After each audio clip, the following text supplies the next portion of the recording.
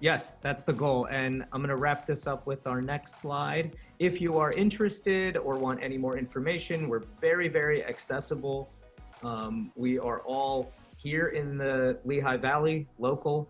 John's about an hour away, Philadelphia. And the fine print is available. So we want to share this business plan and this information and show you all of this. We'd love an opportunity to present it. And because we're only talking to accredited investors, you can easily verify with our investor credit check, and then there's an onboarding process. It's a lot of fun, and for my purposes, I am excited to share with our investors the properties that may or may not make the list because of analysis. You know, I like to be open about what we're doing, whether it's a client on the real estate side or on this side. That's really kind of the fun that I look forward to. So with that, thank you very much, and I'll hand it over to you, Jim. Great. Thank you so much, Tejas, Jeff, and John, for sharing all that. That was great. At this time, we felt it was helpful to talk just briefly about using real estate investing in a self-directed IRA. Let me jump on that.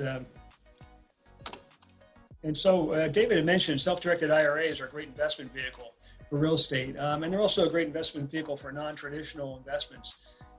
You need an IRA custodian company which allows self-directed IRAs to invest in non-traditional investments. Custodian companies do not offer any investments. They simply handle the paperwork to keep you legal with the IRS rules. And the IRS has some very restrictive rules on direct real estate investments. So when your IRA becomes the owner of a property where you take a title in the IRA's name, your IRA must pay for every expense directly. You cannot reimburse yourself for any expenses that you pay out of pocket and have your IRA reimburse yourself. That is not allowed. You cannot do any work on the property. You can't pick up a paintbrush. You can't put up drywall, anything. You have to hire a contractor and pay the contractor from the IRA. So there's a number of different rules and a lot of paperwork and documentation that you have to keep. So, you know, my way of viewing this is the easier way is to invest your IRA into a fund like the Lehigh Valley Private Equity Fund. Your IRA will receive quarterly distributions, or you can compound your returns and let it grow over time. And that's really it. You don't have to worry about all that other stuff. We work with several IRA custodian companies, and we will help you make the switch. So we'll get your account set up, we'll help you transfer the funds and make the investment into Lehigh Valley Private Equity. And we've been working with IRA investors for many years, so it's a relatively simple process.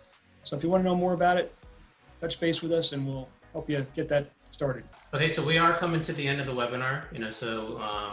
This next slide, as promised from the very beginning, and also I've posted in the chat box to the right of the screen. This is how to get in touch with David, Tejas, Jeff, and John, and also myself. Just give you a few seconds to jot this down. This video, we also mentioned, will be on our website and posted throughout social media.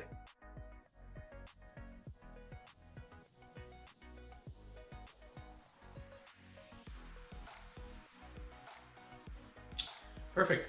So that wraps it up. You know, we at Real Estate Investor MBA want to thank all our panelists for sharing their expertise and information with everyone today. Remember, we'll be having another webinar on Friday, August 21st from 4 to 5. And the new series, this will be Investment Series Part 2, How to 1031 Exchange Real Estate right here in the Lehigh Valley. So if you want to join and haven't signed up, please do so. We'll be sending out links for that webinar later this week. And if you also know anyone or other accredited investors who are interested, just let them know to look out for the invite. Hope you have a great day.